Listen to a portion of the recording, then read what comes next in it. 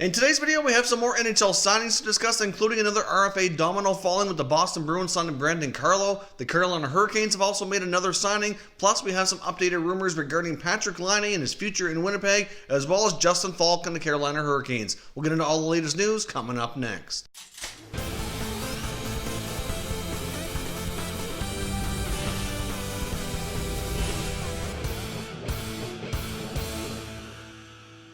So welcome back here to Top Shelf Hockey. As I mentioned, we have some breaking news from around the NHL with some more signings. Let's get started with that. The Boston Bruins have finally completed their offseason by signing RFA defenseman Brandon Carlo, who has agreed to terms on a 2-year contract worth $2.85 million. Of course, that still makes him a restricted free agent defenseman at the end of this contract. Now, of course, they signed McAvoy just a few days ago. Now they get Carlo under contract. I think these are pretty reasonable deals. Don Sweeney has done a tremendous job getting his RFAs looked after, even though it took a long period of time, right up until training camp. Both of them have missed a few days here of training camp, but at least they got really good deals in place, and really to miss a few days really isn't a big deal. At least they'll be ready for the start of the season, and they have a good idea what their cap situation is. Really, if you look at the Bruins, they've done an excellent job at getting many of their top players to take very team-friendly contracts. I mean, the Pasternak contract's very friendly. You look at the contract for Marchand as well, or another good one there. The only real contract on the Bruins that's really not favorable is David Backes,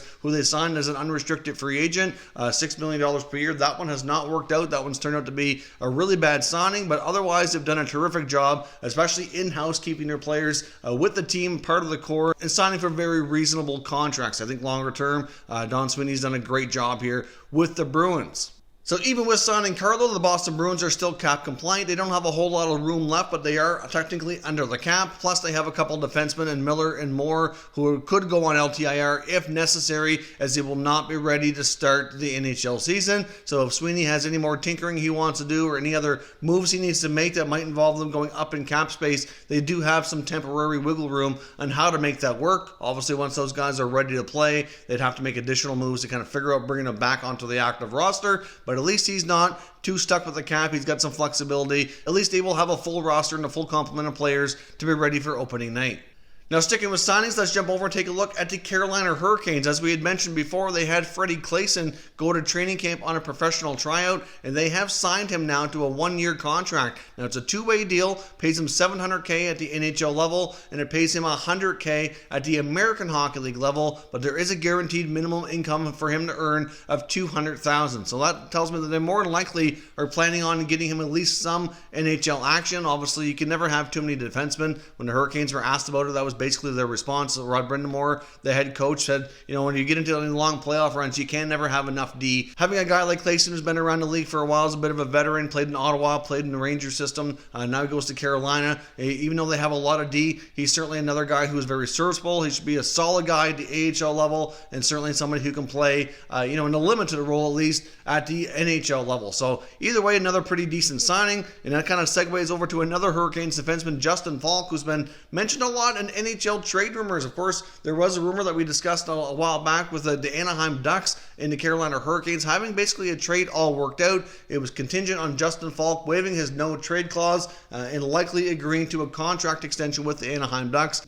So far, I think it's probably pretty safe to say that deal is not going to happen. There really hasn't been any more updates. Of course, Faulk's been in camp with Carolina so far, and he was even asked during a media scrum about the trade rumors about going to Anaheim, and he said basically he's still here, he's just going to do his job and keep plugging away, but he certainly did not seem to be overly thrilled about it, as you can imagine. I'm sure players don't like hearing their name in the rumor mill, and he probably realizes that he likely will be moved at some point, and his time in Carolina is coming to an end, and it is believed that the Hurricanes and Don Waddell are still shopping for a potential deal. Of course, he has some teams that he can veto a trade to and some that he can't. He's a right-shot defenseman who can be very offensively gifted on the power play, so I'm sure that he's gaining some interest from around the NHL. There likely are other teams that would want to pick him up, so especially where he's on a 1-year contract right now. He's only into final year before he's becoming an unrestricted free agent. If they can send him to a team with an extension, they likely would get a better return, but he may want to opt and become a free agent and kind of play the market next year to see how things go. It's really hard to say, but either way, the Hurricanes have more than enough defensemen. They had another one in Fred Claesson, and Faulk likely still going to be on the move. It's just really difficult to say exactly where right now, but it does look like that deal with the Anaheim Ducks likely is not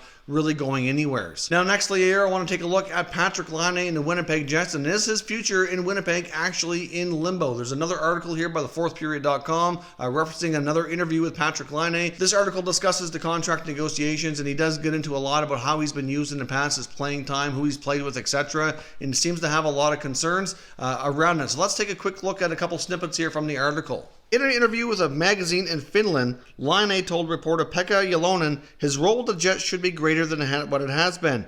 When you're having contract negotiations, one thing always is who you're playing with, Laine said, as translated by Jalonen for Winnipeg's TSN Radio 1290 via tsn.ca. With the merits I have, somewhere else I'd have an opportunity to play with the very best players. Everybody who understands hockey knows that. There are top lines and then there's our line, but I play with the guys I'm told to play. The article also references that several teams, including the Montreal Canadiens and the Columbus Blue Jackets, are believed to have touched base with Winnipeg on a potential trade. Obviously, Laine's name has surfaced. There's been lots of talk, lots of rumors. There was, he was linked as well to being a potential offer sheet person that teams could reach out to and try to get via offer sheet, but that's yet to happen. Now, of course, like we found out with the Mitch Marner situation, offer sheets might have been presented, and maybe he didn't sign them. If they didn't, they likely didn't become public, and maybe we'll find out in the future. Maybe we won't. Hard to say, but an offer sheet possibility still does exist, obviously, as we get closer to the season starting. Of course, because of the time of year and being close to the NHL season getting underway, if an offer sheet was presented to Patrik Laine and the Winnipeg Jets, if it was more than they really wanted to spend, clearly they could choose to take the compensation, or if they want a match, they wouldn't have as much time to make other roster moves to kind of, work around their cap situation in order to do that, which is why many people believe if there was going to be another offer sheet, it might be to one of the RFAs, if any are left here, lingering around without a contract as the NHL season is just about ready to get underway. But either way, Laine has not been happy about how many minutes he's playing, who he's playing with. Now, Captain Blake Wheeler was also asked about this as well, and he basically had the good response indicating that, he's like, Laine has been a big part of our success. He said Patrik Laine is obviously showing the fact that he's hungry and he wants to be better and he wants to have more and more success and play with the best and top players.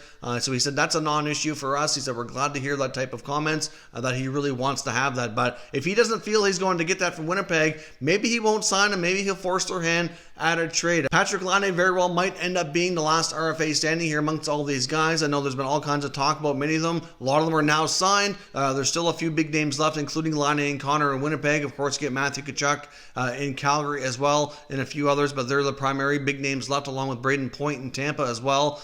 So we'll see what happens here, but Patrik Laine's future in Winnipeg certainly does seem to be in limbo. I'm not convinced that he's entirely happy playing there. I'm not sure he's been happy with how things have been handled so far. I'm not sure he's happy, obviously, with what they're being offered, and I think he probably wants more of a reassurance that it's more than just about money here or term, that it's likely, what kind of role he's going to be given as well, and if he's not comfortable with how those conversations are going, then he might be reluctant to sign. So I guess we will see, but the Winnipeg Jets are a team that's been a contender for the past couple of years, and they very well might take some major steps back, as I've said before, with what they've already lost this offseason, and if they have to move a guy like Laine as well, or if he remains sitting out unsigned, that's just going to be another big blow to this team and have them set back even further. So let me know what you think. Is Patrik Laine's time in Winnipeg up? Will they force a trade? Will he get signed? How do you see this ending, and will Laine be with the Jets on opening night?